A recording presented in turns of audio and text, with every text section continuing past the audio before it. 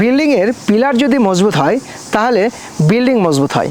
ঠিক গাছের শিকড় যদি সুস্থ হয়, সবল হয়, তাহলে গাছটিও সুস্থ সবল আর বেশি ফলন দিতে সক্ষম হয়।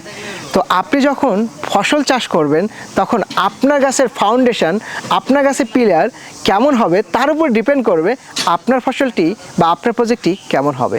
বেশি দাম পাওয়ার আশায় অনেকে মরিচ চাষের জন্য ব্যস্ত হয়ে পড়েছি। আসলে এই আপনার ব্যস্ততা আপনার জন্য কতটা হুমকির হতে পারে একবার ভেবে দেখেছেন? একবার ধরেন আপনি মাটিতে চারা করলেন, মাটিতে বীজ ছিটাইলেন, তারপরে সেই বীজ থেকে চারা হলো এবং সেই চারা 25 থেকে 30 দিন পরে টান দিলেন, উঠাইলেন এবং নিয়ে যেয়ে জমিতে রোপণ করলেন। এই যে মাটিতে চারা যখন আপনি উঠাইতে যাবেন তখন এভাবে টান মারবেন, আর কি হবে, গাছটা শুধুমাত্র কাণ্ড উঠে আসবে, শিকড়গুলো সব মাটির নিচে থাকবে। আমি যখন কোকোপিটের চারাতে টান মারলাম তখন কি হলো, পুরো কোকোপিট সহ শিকড়টা আমার হাতের মধ্যে চলে আসলো। এই চারা যখন আপনি মাটিতে রোপণ করবেন, রোগমুক্ত সুস্থ সবল শিকড়যুক্ত চারা আপনি মাটিতে রোপণ করলেন। আমরা যেটা চিন্তা করছি এই গ্রীষ্মে মরিচ চাষ করব, তাদের জন্য এই 3টা জাত সবচেয়ে বড় তুরুপের তাস হতে পারে।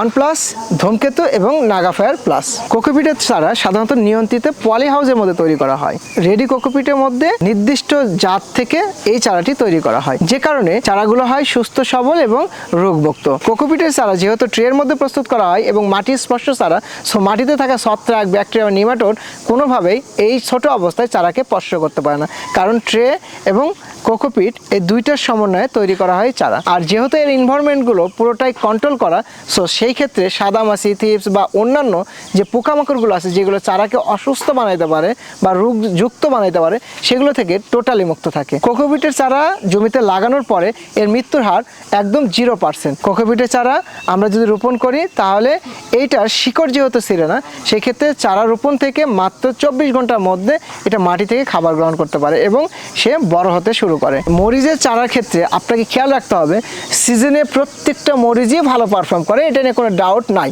কারো একটু ফলন বেশি, কারো একটু কম। তাপমাত্রা এবং তীব্র বৃষ্টি সহ্য করার ক্ষমতা কয়টা জাতের আছে? আমি বলছি নাগাফায়ার প্লাস এবং 1+ ও ধূমকেতুর কথা। এই জাত 3টা তীব্র বৃষ্টি অথবা তাপমাত্রা দুইটাই সহনশীল, খুব চমৎকার জাত। কোকোপিটের চারাতে 30% থেকে 50% পর্যন্ত পার গাছে বা নাম্বার অফ প্ল্যান্টে ফলন বেশি পাওয়া যায়। আপনি কি জানেন যে কোকোপিটের চারা কিভাবে পাওয়া যায়? অনেকেই জানেন না, হয়তো মনে করেন যে কোকোপিটের চারা বীজ আজকে দিলাম আর 2 দিন পরে চারা উৎপাদন হয়ে যায়।